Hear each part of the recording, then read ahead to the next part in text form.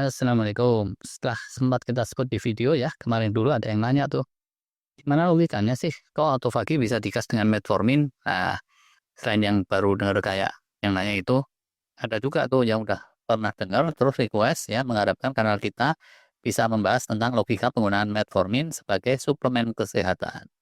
Kalau yang diabetes atau yang arah ke sana mestinya dapat tahu tuh ya tentang metformin ini apa, yaitu dari lama dikenal sebagai obat diabetes dan atau untuk metabolic syndrome atau untuk meredam resistensi insulin, ke arah situlah kira-kiranya.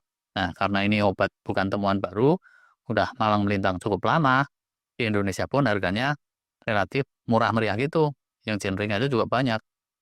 Tapi belakangan, terus beberapa ahli penuaan seperti Dr. David Sinclair, Dr. Nir Barzilai, dan yang sealiran terus sharing bahwa mereka bilang metformin ini bisa difungsikan sebagai suplemen umur panjang. Nah, logikanya gimana nih? Kira-kira seperti inilah ya.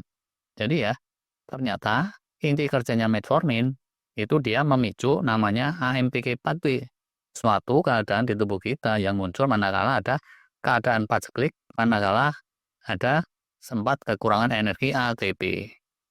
AMPK pathway ini ya kalau secara alaminya terjadi manakala kita kurang makan atau pas fasting puasa. Tapi bisa juga makan kita itu biasa-biasa aja, terus si AMP patunya ini dimunculkan via asupan chemical hack gitu, asupan racun tertentu dalam tanda kutip. Nah, salah satunya yang bisa punya fungsi kayak itu, ya obat metformin ini. Jadi si metformin ini memicu AMPK pathway, terus si AMPK pathway-nya ini setelah beberapa lama dia memicu autofagi, meredam mTOR pathway, meredam IGF-1 insulin pathway, memicu autofagi. Nah, dengan cara kerja yang seperti itulah, terus ada yang menjuluki metformin ini sebagai fasting in a pill gitu. Wah, kayaknya kan keren tuh. Karena dengan autofagi yang kenceng, ujungnya healing pun akan jadi ngegas, jadi kenceng, orangnya akan jadi relatif awet muda, awet sehat. Ya, gitu aja lah. Kira-kira penjelasan dari para pakar yang pro dengan suplementasi ini. Detail-detailnya kita nggak usah bahas lah ya, itu ranahnya para pakar. Bisa juga metformin ini digantikan oleh berberin. Dulu pernah kita ulas. Tidak seperti metformin ya yang merupakan senyawa kimiawi obat. Berberin ini herbal gitu.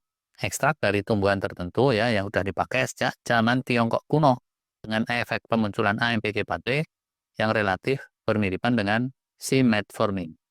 Ada yang bilang berberin ini lebih promising sebagai suplemen untuk longevity, panjang umur, dibanding metformin yang nyata-nyata dia itu obat diabetes kimia sintetis.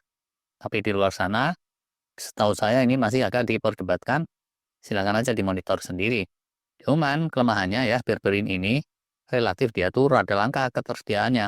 Dan juga dia ini karena termasuk suplemen yang lumayan eksklusif gitu, harganya tidaklah murah meriah seperti metformin. Asal tahu aja.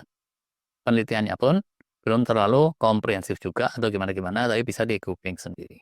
Hmm, Balik lagi ke metformin ya belakangan. Berdasar riset kekinian tahun 2024, awal-awal 2025, ada sejumlah temuan. Katanya kemanjuran metformin sebagai suplemen awet muda ini terus menjadi kontroversial, diperdebatkan.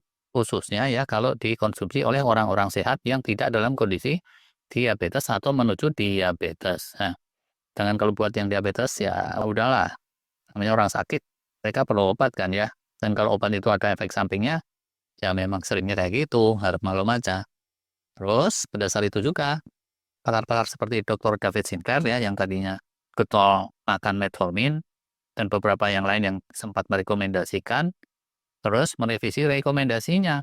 Intinya ya, penggunaan metformin sebagai suplemen ini mesti dilakukan dengan protokol tertentu ternyata oleh orang yang beneran paham ilmunya, karena kalau tidak, ini malah bisa kontraproduktif.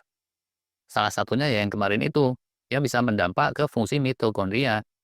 Dia juga bisa ngasih kejutan gak enak kalau dibarengin dengan aktivitas olahraga yang lumayan intens. Ya, jadi belakangan nih ya, kalau rekomendasi umum dikatakan, kalau hari ini kalian olahraga berat, kalian diabetes ataupun tidak, maka hari ini sebaiknya jangan aja minum metformin demi amannya.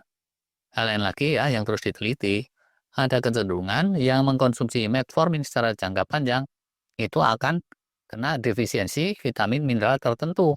Yaitu kalau tidak dibarengi dengan sejumlah pengimbangan dan atau laku sehat yang mengimbangi. Ya, yang sering disebut tuh misalnya ya kecenderungan kekurangan vitamin B12 kayak gitu.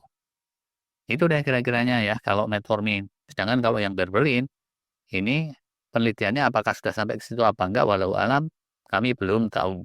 Bisa dicari aja. Ada sih yang bilang bahwa kalau berberin itu dia dapat manfaatnya ya seperti metformin itu, tapi efek sampingnya enggak sekuat metformin. Cuman pendapat itu kurang didukung oleh riset-riset yang mendalam. Riset-risetnya mungkin masih jalan terus. Itu deh. Kalau penonton ada yang tahu ya terkait hal lain yang berurusan dengan metformin sebagai suplemen panjang umur, silakan aja untuk komen. Terima kasih.